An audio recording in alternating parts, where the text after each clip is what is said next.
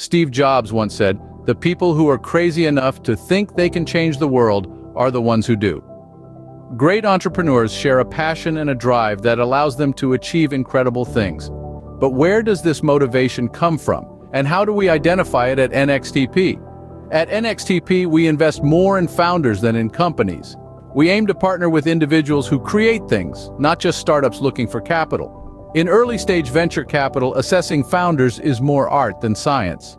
While various tasks and methods exist to understand founders, in my view, grasping their backstory and what motivates them is one of the most critical factors. From an academic standpoint, we can use several frameworks to help understand the motivators, like self-determination theory, McClelland's need for achievement, Theory of Room's expectancy theory, Skinner's reinforcement theory, and Big Five personality traits model are some of them.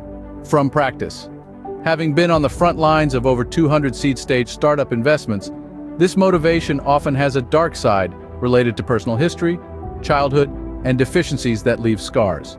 These demons, as Walter Isaacson calls them, are not necessarily evil. They can be related to childhood deficiencies, strange relationships with parents, or other complex personal relationships that generate additional motivation to prove oneself or compensate for shortcomings. These can become productive demons that drive entrepreneurs to overcome obstacles and achieve unimaginable goals. Reconciling with demons.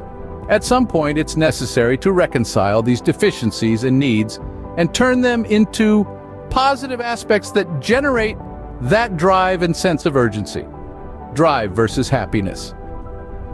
Looking at my own story, I see that dark side that has allowed me to achieve many things. The same goes for other entrepreneurs I've spoken with.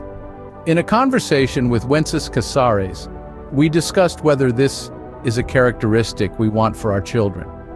Do we want them to have this drive at the expense of carrying their demons, or would we prefer they be happy even if it means lacking that drive? If those are the options one could choose, I would wish for them to be happy. But to achieve this, the best way I was taught from a young age is the one promoted by Sir Baden-Powell, the creator of the Scouting movement. In his last words, he left his recipe for happiness: make others happy and leave the world better than we found it. This is precisely what these entrepreneurs achieve. The role of NXTP is beyond understanding founders' motivations. Our practical implementation is to identify these characteristics, to assemble a team that complements and maximizes the founder's skills. At the end of the day, our goal is simple but ambitious: to invest in people who will not only change their industries, but also have the potential to change the world and be happy making others happy.